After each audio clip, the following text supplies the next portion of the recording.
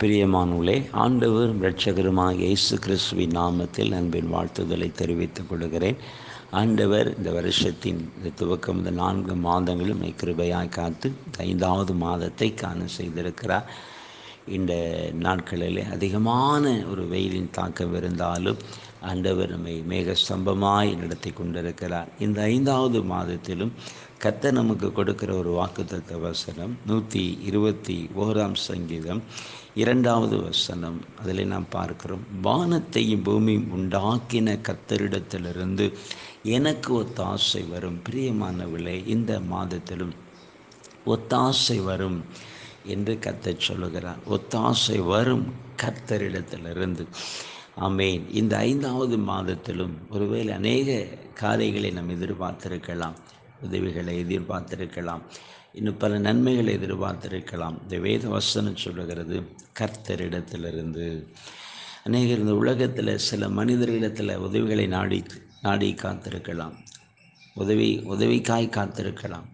ஒருவேளை தாமதிக்கலாம், மறுக்கப்படலாம், நாம் பார்க்கிறோம். ஆனால் அன்று சொல்லுகிறார், இந்த நாட்களிலே கர்த்தரிடத்திலிருந்து உனக்கு ஒத்தாசை வரும். கர்த்தர் உங்களுக்கு ஒத்தாசை அனுப்புகிறார். அவர் வானத்தையும் பூமியும் உண்டாக்கின கர்த்தர் என்று சொல்லப்பட்டிருக்கிறது. வானத்தையும் பூமியும் உண்டாக்கின கர்த்தர், அவர் உண்டாக்கினவர். அவர் நிச்சயமாய் உங்களுக்கு ஒத்தாசை அனுப்புவார்.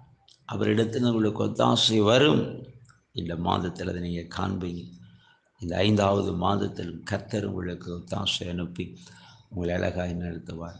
ஒருவேளை இந்த பூமியில் நீங்கள் என்னென்ன காரியங்களுக்காக உதவிக்காக நீங்கள் காத்திருக்கிறீங்களோ அதிலெல்லாம் கர்த்தர் அனுகூலமானதை செய்வார். யாரிடத்தில் இருந்து நமக்கு என்ன உதவிகள் தேவையோ அவர்களை கர்த்தர் பயன்படுத்தி உங்களுக்கு அந்த உதவியை கிடைக்க செய்வார். இந்த மாதத்திலும் ஆண்டவர் உங்களுக்கு ஒத்தாசை அனுப்புகிறவர். உங்களுக்கு நல்ல வழிகளை திறப்பார்.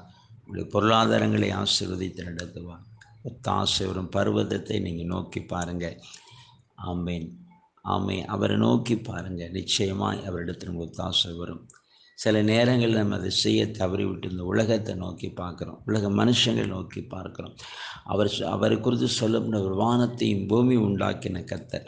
அப்போ வானத்தையும் பூமி உண்டாக்கின கர்த்தரை நம்ம பார்க்காம அவரால் உண்டாக்கப்பட்டதை நோக்கி பார்க்கிறதுனால சில நேரங்களில் கைவிடப்படுகிறோம். பிரியமானவர்களே, இந்த மாதத்திலும் இந்த முதல் நாளில் கர்த்தர் உங்களுக்கு சொல்லுகிற ஒரு ஆலோசனை, கர்த்தரை நோக்கி பார்க்கணும், அவரை நோக்கி பார்க்கணும். அவர் தான் வானத்தையும் பூமி உண்டாக்கினவர்.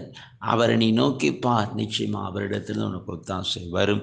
நிச்சயமாக கர்த்தர் இந்த மாதத்தில் உங்களுக்கு ஒத்தாசை அனுப்பி உங்களை ஆசீர்வதித்து நடத்துவார். நாம் ஜெபிப்போம். நன்றி தகப்பனே, இந்த புதிய மாதத்தின் முதல் நாளுக்கு நன்றி ஏசப்பா. இப்பொழுது வார்த்தை கேட்கிற ஒவ்வொரு பிள்ளைகளுக்கு ஜெபிக்கிறையா, வானத்தை பூமி உண்டாக்கின கர்த்தரிடத்திலிருந்து ஒத்தாசை வரும் என்று சொல்லியிருக்கிறதப்பா.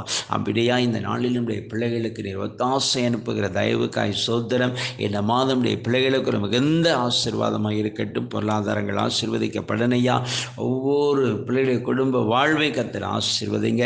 எடுக்கிற முயற்சிகள் பிரயாசங்களை வாய்க்க பண்ணுங்க. கர்த்தர் முன்னே போங்கப்பா. இந்த மாதத்தில் நம்முடைய பிள்ளைகளுக்கு அற்புதமான வழிகளை திறந்து கொடுத்து ஆசீர்வதிங்க. என்ன நன்மை எதிர்பார்த்திருக்கிறாங்களோ அந்த நன்மைக்கான வாசலை திறந்து கொடுங்க தகப்பனை. பொருளாதாரங்கள் ஆசீர்வதிக்கப்படனையா.